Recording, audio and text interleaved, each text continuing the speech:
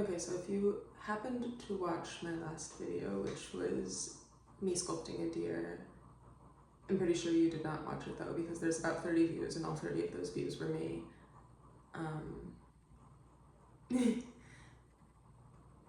I was sculpting a deer because there's this upcoming show and I wanted to submit a sculpture to it, and the submission deadline is June 7th.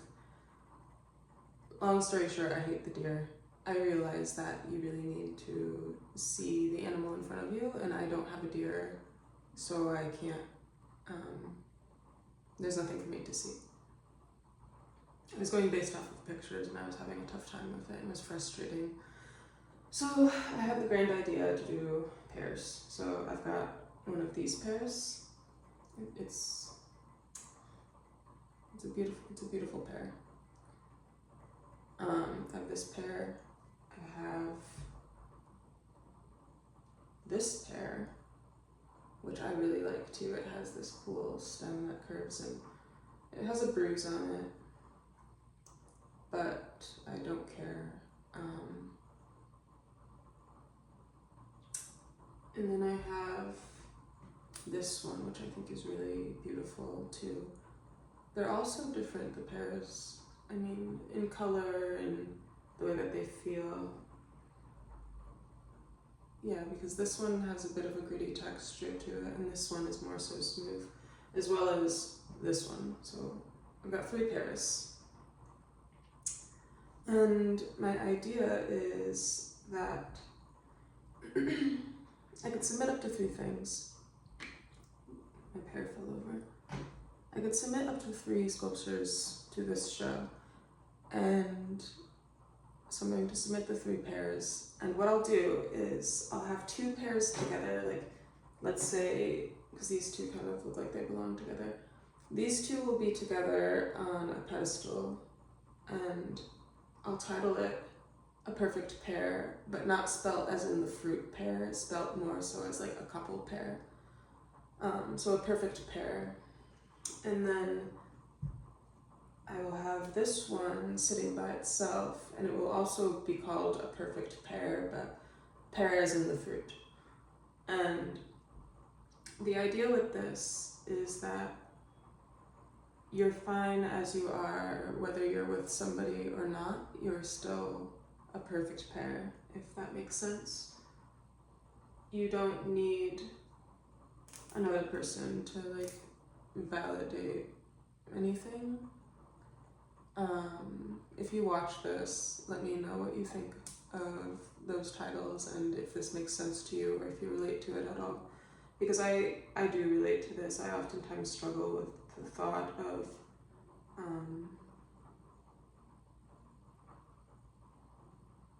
people trying to tell you that you have to be with somebody and that's like the point of life. But quite frankly, I think that my happiest times in life were when I lived by myself, and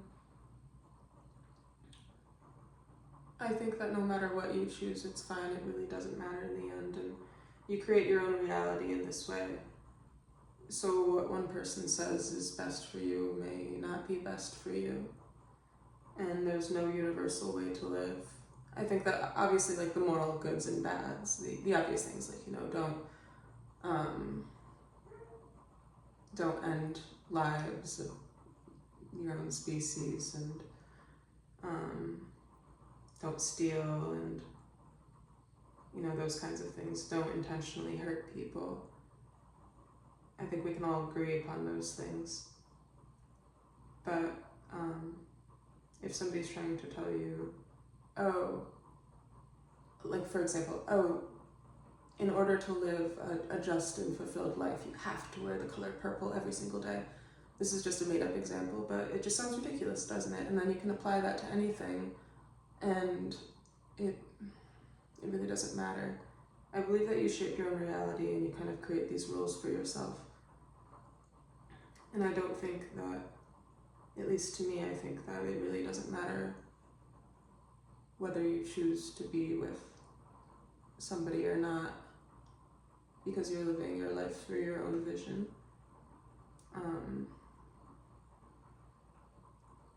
But yeah, that's why I want to call it A Perfect Pair and A Perfect Pair, because it really doesn't matter.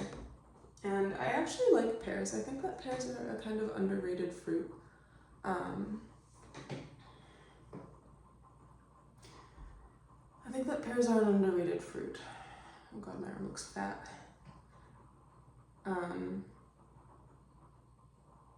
And out of these 3 pears, I don't know, I think I'll do a taste test of them once I'm done sculpting them. So far I have one just about done. I have to add the stem to it. So this is the one that I have about done. And I don't remember what these pears are called, but you can kind of see. Yeah, so I'm thinking of casting these in bronze. And I was considering putting gold leaf over them just because I really like gold. And it's something that really resonates with me. And I want to include it in my sculptural work and maybe be known for it. I also like the idea of using gemstones in pieces, but I'm not quite there yet, and I don't want... I suppose I could do like a gemstone for the stems, but then for the long stems it wouldn't really make sense. It's like, how do you cut like a gemstone to look like a stem like this? That's quite tricky. And I have to make a mold and cast these by Sunday, and right now it's Friday night, and I had quite a bit of coffee, but I also took a nap in the middle of the day, like a 5-hour nap. It was a strange day today. It's okay though, because it just is okay. I don't care. Yeah. I was listening to the same song on repeat when I was sculpting these pears. Well, this pear. I have the other ones kind of like started, so we got this one. I'm very good at eyeballing dimensions, so I don't really have to change like the width or height of anything. I got this one.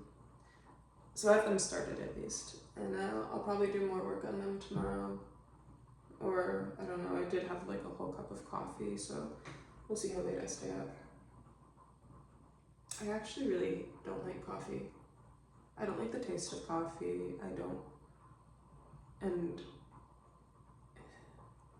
But I get it. I like get coffee anyways, because I like the idea of coffee. I like the idea of coffee, and I like the smell of it and the whole ritual of like having it in the morning. Or when you need some sort of like energy boost to stay awake. But oh god, I hate the taste of coffee. Don't like it. And I wish that I could just switch to strictly tea, but I'm addicted to coffee. It's my only addiction that I know of. I tried to quit it in the morning, but then I get these headaches and I get kind of moody, and everybody around me is, well, I know I can't say that everybody around me is affected because I'm pretty good at containing myself and like frustrations. I don't usually get upset, but the headaches really suck. I don't like the headaches from coffee withdrawal. If you're wondering what I'm playing with in my hands, it's just clay. So the type of clay that I use, I know it's in a cake pan, but the type of clay that I use is a oil-based clay, so it doesn't dry out. I believe it's called plastiline or something. I'm so bad with names, I could never remember for the life of me, but I've been using it for a long time. But it's an oil-based clay, and so with this, if you're not familiar, oil-based clay has to be heated up in order to be used, so I need it in my hands because that warms it up a bit, and I'm really only applying clay in small sizes. If I was applying this to something, then I would need to heat this up in an oven. Although I hear that towel warmers work quite well for that, and I've been keeping my eye out for a towel warmer. I don't really want to like buy any towel warmer because the oven works perfectly fine for me. And I think that, I don't know, to have a towel warmer in my studio space might be kind of ugly. I'm vain in those ways that I care about those stupid things, but going on such tangents. I think it's because it's late and I had coffee and I took a nap today, so my day is all weird. What was I even talking about? Yeah, so I use oil-based clay, and with that, so with oil-based clay, you have to heat it in the oven, and then you can use it. So it's great because it doesn't dry out, but then I have pieces that I've done which are over on the other side of my room, and it's kind of a mess over there, so I'm not going to show you. But I have a piece that I made with water-based clay, and there was a hole in the bag that was containing the moisture, and so it completely dried out and cracked. And that was the initial piece that I was going to submit to this gallery, to this show where the deadline is June 7th, and it's May 30th or something today. It's a Friday. So yeah, and I'd worked with that model. I spent like 30 hours sculpting from a live model. So I invested time and money into it just for it to crack to pieces, but that's the thing, is that nothing is guaranteed. And you could spend so much time and effort in something. You could spend so much time and effort in something just for it to fall apart and to not serve what you thought its purpose was for you. That's the thing with clay, is that you can't hold attachments to it. When I started working with clay, it was a long time ago. And a few things that it has taught me is that you have to have patience. You have to not rush. You have to take your time. You have to slow down. And also that nothing is guaranteed. Things could fall apart at any point. You could put your heart and soul and blood and sweat into something and it will still fall apart. So you have to not get upset when that happens and just accept that it happens. Nothing in life is guaranteed. So when I opened the bag and I saw that my sculpture that I had made with the water-based clay had dried out and cracked beyond repair, I was not upset. I was more so just like, oh no, now I have to do something else. What am I gonna do? And so now I'm sculpting pears. And I think that the pears will be much better anyways. And the good thing is that I'm friends with the model, and so we struck up a deal that, because she wants to learn how to sculpt, that we would sculpt together, and that like I would model for her for 20 minutes while she sculpts me, and then she would model for me for 20 minutes while I sculpt her, and we would just do this kind of back and forth thing in my studio space. And then we don't have to pay each other. We could just enjoy the time and have fun with it. And I think that would also just create such an interesting concept. I should probably keep sculpting my pears because I need to. When I do this, I like to compare them side by side. This that they're sitting on is, what is it called? It's called Artist Canvas Panel. I got it for like less than $1, and it has plastic on it, so I just leave the plastic on. I leave the plastic on, and so I put them on this because it's a good white background, so I can see all of the curves and definition. It makes a difference. And like I see things that bother me like this, so I have to. Fuck. I keep cutting myself. I don't think I could swear on YouTube. I'll have to like bleep that out or something. That's okay. See, blood, sweat, and tears, and stupidity. Blood, sweat, tears, and stupidity. That's what I bring to the table. Just kidding, I'm not stupid. It's not nice to talk about yourself like that. I'm so smart.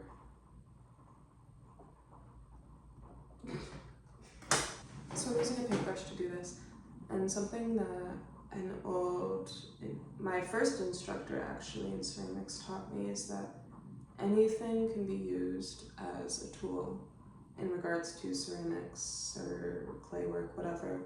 Anything can be used as a tool, and I hold that with me. My first instructor, his name is Robert.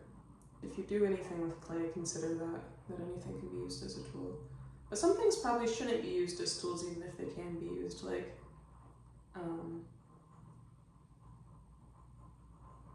that knife that I just cut myself with. No, that's actually a really valuable tool. I've been using that all night. And I only cut myself twice. This was the second time, so. My intentions with this YouTube channel are to just use it as a sort of video diary. So I don't really care whether or not people watch or like the things that I post. It's more so just a way for me to like look back on time, and because one day I'll be old and life will be so different, and maybe I'll make all these videos private one day, maybe I won't. But it's a nice way to just kind of look back and see where was I in life and what were my thoughts and how did I talk and what did I believe, because all these things are going to probably change many, many, many times throughout my life. And I really hope that these Pears get accepted into the gallery, because it's on my list of goals for this year to have a piece accepted into a gallery. Or not to have a piece accepted, what was it? I write them out in my Google Drive, and it's like a very detailed list. I've been doing this for about 10 years now. I create a list of goals every year on the new year, and then I check them off as the year goes on, as I achieve them. And some years are more successful than others, and I learn like what is kind of realistic as far as goals, because I think there was one year where I had like a bajillion goals. It was ridiculous. This year I also have a bajillion goals, but they're more so attainable. So one of my goals is to submit a piece into a gallery for the Sculpture Society. I'm a board member for a sculpture society. I'm not going to give away too much information just because I don't want people to like track me down. It's one of my goals to submit a piece for the show and to get it accepted, so it does have to get accepted. I don't just get like guaranteed acceptance. I have one piece that I made. It's not a sculpture, it's more so just like I can't even call it a painting. But I'll post about it when the time comes, because that piece actually has been accepted into a gallery. One of my friends is curating a gallery and she's accepted one of my pieces. So in that way I kind of almost feel that I was grandfathered into that. I think that's kind of cheating, but whatever. So I already have one piece at least accepted into a gallery for this year, but it's not a sculpture, so I would like for a sculpture to be accepted into a gallery this year. And so that's why I'm working on these Pears at, it might be about 10 at night now. Okay, well, I'm going to go now. If you're a stranger watching this, hi.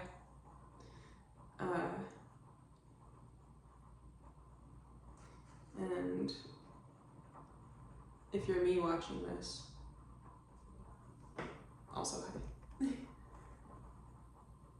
You don't know if your piece has been accepted into the gallery yet. You're hoping that it will get accepted into the gallery. It's late at night, you had a lot of coffee, and you'll probably, once this video ends, start listening to the same song over and over again on repeat. And what that song is, I'm not going to tell you. Okay, goodbye.